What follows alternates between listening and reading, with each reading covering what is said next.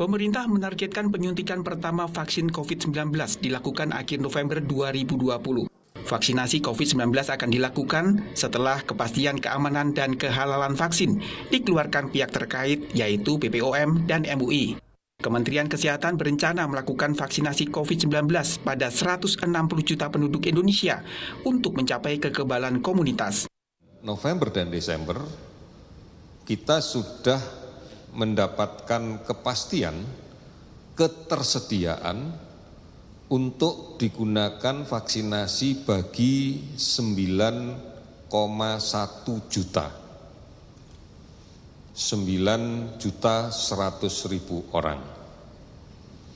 Kepastian ketersediaan masih akan sangat tergantung emergency use authority yang bisa dikeluarkan oleh Badan POM dan rekomendasi kehalalan dari Kementerian Keagama dan Majelis Ulama Indonesia. Kementerian Kesehatan menjelaskan prioritas pembagian vaksin dibagi dalam 6 kelompok.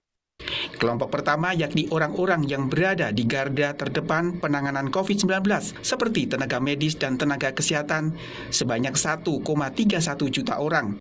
Kelompok kedua yakni orang-orang yang berkontak erat dengan pasien COVID-19 sebanyak 50.000 orang. Lalu kelompok ketiga yakni orang-orang yang bertugas di pelayanan publik sebanyak 715.000 orang. Selanjutnya kelompok keempat yakni masyarakat umum sebanyak 92,28 juta orang. Kemudian kelompok kelima yakni para tenaga pendidik sebanyak 4,36 juta orang.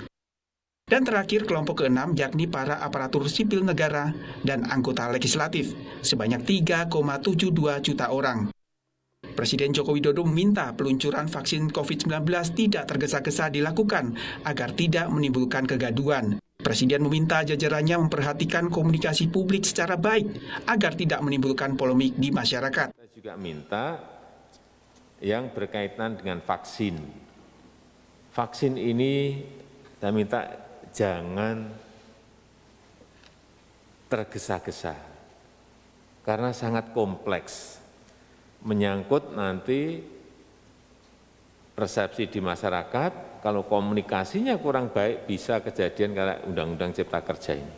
Jadi saya harapkan betul-betul disiapkan mengenai vaksin, mengenai komunikasi publiknya terutama yang berkaitan dengan halal dan haram, yang berkaitan dengan harga, yang berkaitan dengan kualitas, nanti yang berkaitan dengan distribusinya seperti apa. Hati-hati disiapkan betul. Siapa yang gratis, siapa yang mandiri, dijelasin betul, harus detail. Ini jangan sampai nanti dihantam oleh isu, dipelintir, kemudian kejadiannya bisa masyarakat demo lagi karena sekarang memang masyarakat pada posisi yang sulit. Untuk memastikan kehalalan zat yang terkandung dalam vaksin COVID-19 Sinovac, Majelis Ulama Indonesia mengirimkan tim langsung ke Tiongkok.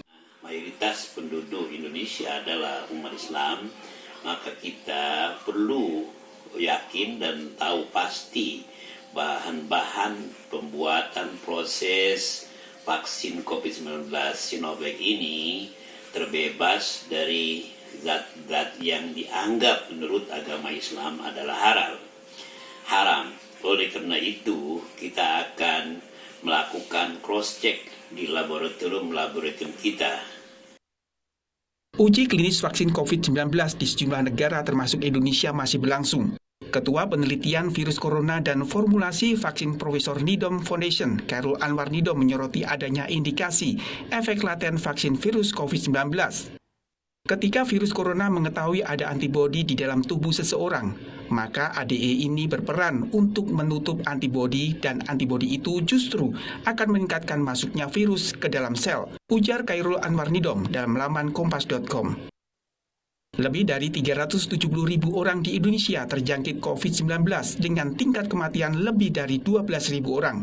Meski berlomba dengan waktu, harapan publik keamanan vaksin tetap jadi prioritas demi memberi asa baru melawan pandemi COVID-19.